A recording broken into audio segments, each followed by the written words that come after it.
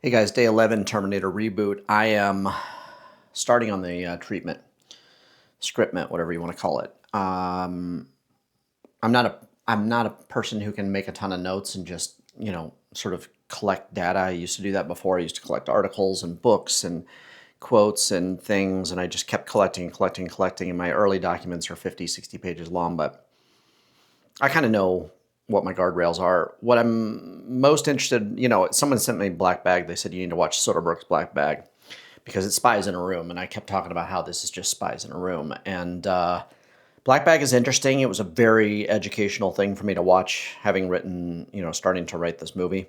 Um, you know, Kep and Soderbergh kind of at their peak doing Tinker Tailor Soldier Spy, and they're good. It's very good. It's everything about it's really good. I especially like the hardcore Christian character who has a penchant for S&M erotic fiction.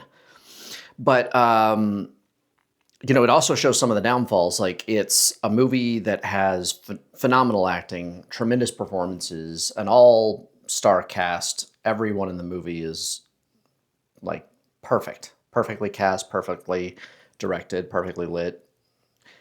And we won't have that. We'll only have two people. So we need to be a little thoughtful and a little careful about maintaining audience interest. And the way to do it, I think, is to kind of put them, like I said before, on that roller coaster up and down. But what I'm thinking about is I'm thinking about films that do well, motion pictures that make a lot of money, generally have some sort of fantasy wish fulfillment, and the audience can live vicariously through the characters. And I'm not sure this movie is capable of doing that. I'm not sure that by design you necessarily want to live through either one of the characters.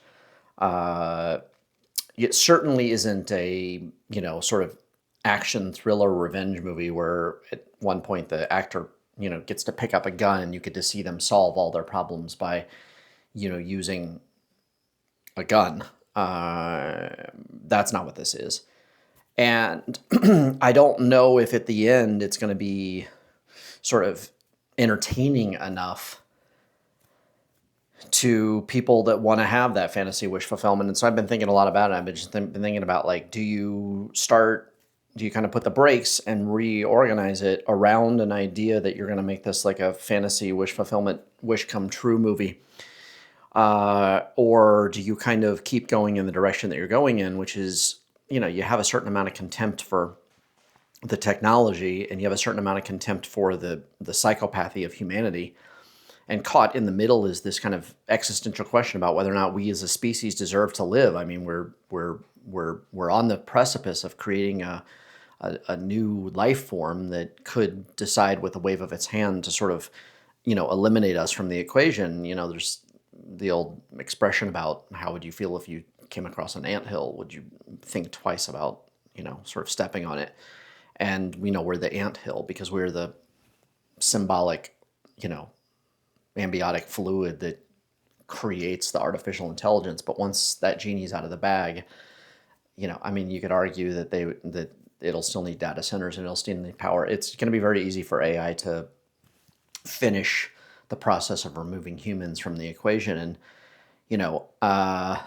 is that something that a film can tackle in an interesting way and tackle in a way that fits inside the Terminator universe and also feels like it has a genre element? Because the guy locked in the house, the young girl locked in the house with the killer movie has a sort of its on rails. It has a very tried and true and proven sort of story method, and your job is to kind of find a new, creative, interesting way to tell that story. But ultimately, that story is the story that you're setting out to tell. So, those are the things I'm thinking about. I'm thinking about that. I'm thinking about the sort of, wish fulfillment. Is there a way to indict the audience for liking those kinds of movies? And does that have any role in cinema? Like, is that just like an old man shakes fist at cloud situation that has nothing to do with telling stories in cinematic form? And, you get over yourself because you've signed on to meet audiences' expectations, or at least to play in a sandbox that audiences have proven they like in the past. And you're not so foolish that you're writing a movie that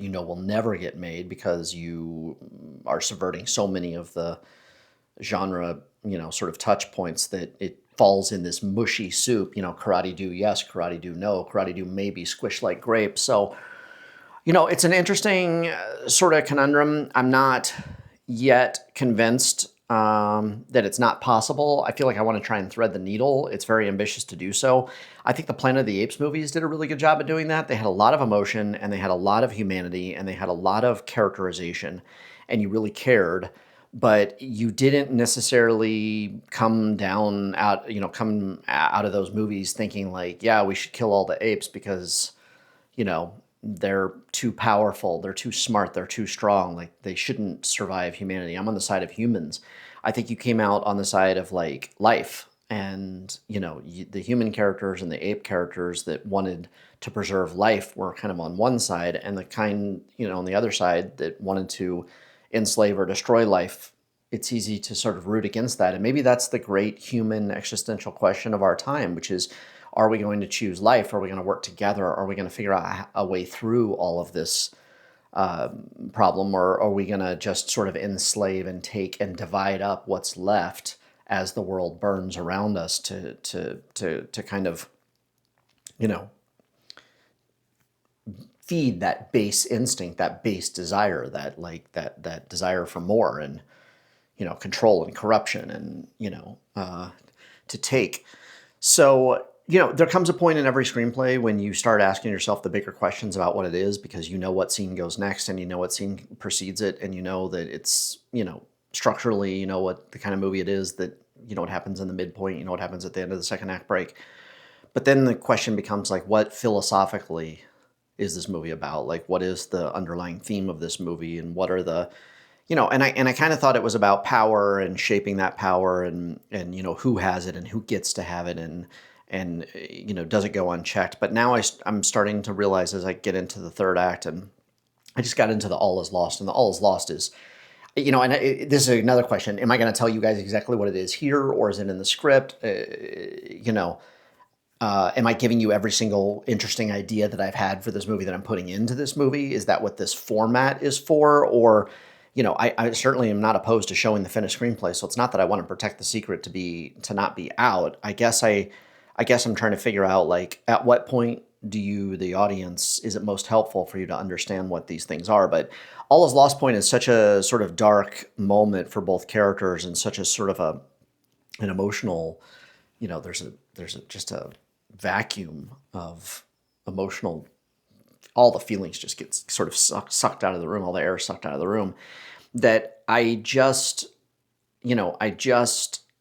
feel like we're really, really, really, really pushing to the very edge of what could possibly work inside the Terminator franchise, and asking ourselves, is a highly introspective, sort of philosophical, internal, emotional, psychological experience something that fans of the Terminator franchise even want to have, or what I've created sort of just a jumping off point for a completely original IP?